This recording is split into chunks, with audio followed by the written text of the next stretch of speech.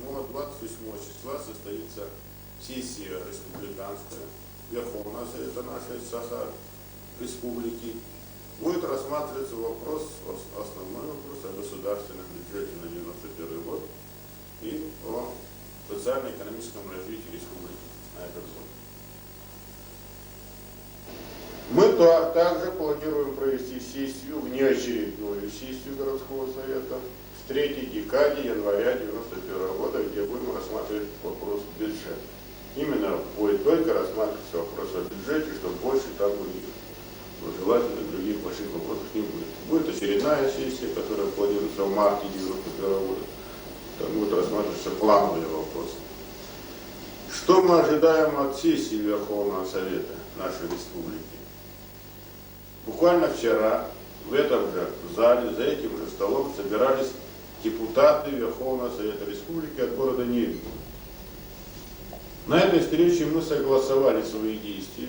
Перед нами выступил зав. Горфинотдела, выступил начальник плана экономического управления Масленникова и Боровикова, которые сказали, как составляется и каково положение дел и отношение республики к нашему городу по бюджету. Но, с одной стороны, казалось бы, по итогам подписания выделения дополнительных средств Николаем Ивановичем Рыжковым Совета министров СССР нашей республики около 1,5 миллиарда рублей, оно дает возможность нам рассчитывать на какие-то большие деньги. Но пока этого не случилось. Пока этого не случилось, потому что с первого, вроде так посмотреть, по отношению к 90-му году сумма денег возросла. В прошлом году наш бюджет составлял 34 миллиона рублей, я округленно говорю.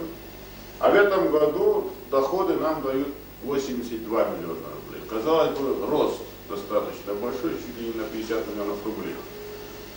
Но при этом же, опять-таки, Министерство финансов за счет наших же доходов, на покрытие разницы цен 31 миллион в счет наших доходов остается.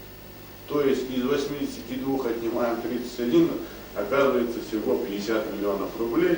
И при этом дефицит наш составит тогда 25-26 миллионов рублей. Представляете, это в основном будут опять проблемы для здравоохранения, это около 7 миллионов рублей. Если 7 миллионов нам здравоохранения не дадут, это, как по словам Владимира Михайловича Марина, мы вынуждены будем сократить свыше 300 человек нашей центральной городской больницы. Это же проблема станет по народному образованию. Поэтому принято решение, что наша депутатская группа города 26 числа перед проведением сессии республики, мы планируем пригласить к нам в Якутске, в нашей группе, министра финансов, зампред Совета министров, председателя Госплана товарища Матвея Александра Федоровича. Мы хотим же также пригласить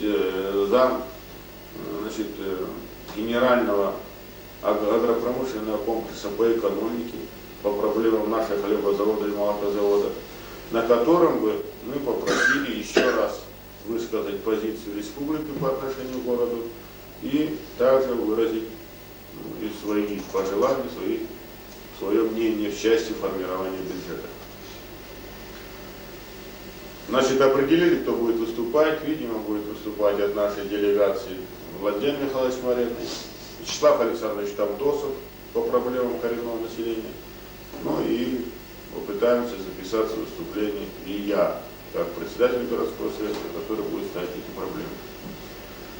Более четко стало известно о том, что вероятность возросла прибытия Бориса Николаевича Ельцина, того, что он может приехать и должен приехать в Якутск. Мы также запасаемся, как и говорили, письмами. Но в основном две проблемы мы вчера депутаты решили поставить перед Борисом Николаевичем. Первое. Попросить рассмотреть на заседании Совета министров России о перспективах развития нашей территории Южной Якутии, которая ранее называлась Южно-Якутский территориально-производственный комплекс. Чтобы на уровне Совета министров России посмотрели, как эффективно использовать имеющиеся трудовые ресурсы созданную инфраструктуру с тем, чтобы можно было здесь разместить какие-то другие виды отрасли. Это одна просьба будет наша. И вторая просьба все же о целевых вкладах. О том, чтобы нас, в конце концов, в городе Нерюнгри, проживающих в одних условиях, проживающих и работающих бок о бок, условия были одинаковые. То есть все были равны вот по отношению к целевому вкладу. Но большие вопросов мы не стали записывать, хотя масса вопросов, потому что чем больше запишешь, тем меньше сложнее этот вопрос решить. Если будут эти две проблемы как-то разрешены, я думаю, это будет большое достижение. Есть еще вопрос? Вот 90-й год заканчивается, вот вы как мэр города, что бы могли сказать вслед уходящим? Ну, интересный вопрос такой, и очень кстати вопрос. Я упустил одно, значит, такое идею, предложение, которое стоит городского совета. Но для нас, прежде всего, для городского совета, я как-то говорил, если спросят, что вам более запомнилось в 90-м году, то это пожары, еще раз пожары. При этом нужно сказать, конечно, положительное то, что Министерство угольной промышленности нам дало возможность дополнительно выделило 20 тысяч квадратных метров жилья. При этом мы еще думаем, если 65 по плану тысяч, 3 тысячи до сверхплана, 68 тысяч квадратных метров жилья. На мой взгляд, это серьезное дело.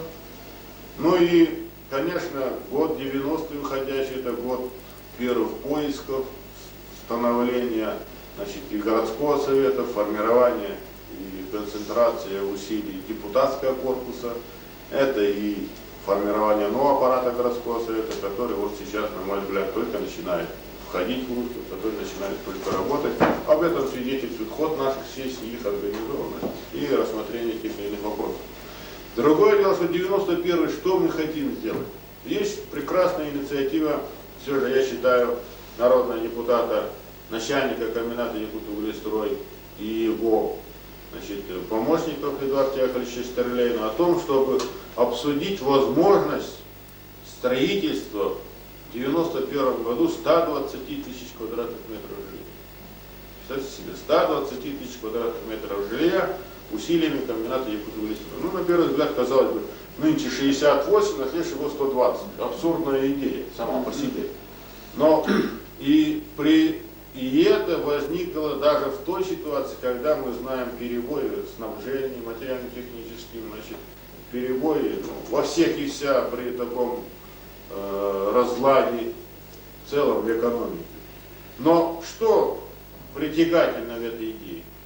Оно притягательно тем, что 91 год это, наверное, последний тот год, когда будет выделен столько средств на строительство жилья для нашего города Нерюнгри, а 92-й, 93-й это будет резкий спад строительства жилья. И мы потом будем кусать себе локти, если мы этим не воспользуемся и не сделаем максимум жилья в 91 году. Но что здесь? Идея в чем заключается? В том, что комбинат хочет эти 120 тысяч, значит, плановое сделать, как оно и есть, а свыше собрать коробки, собрать сантехнику.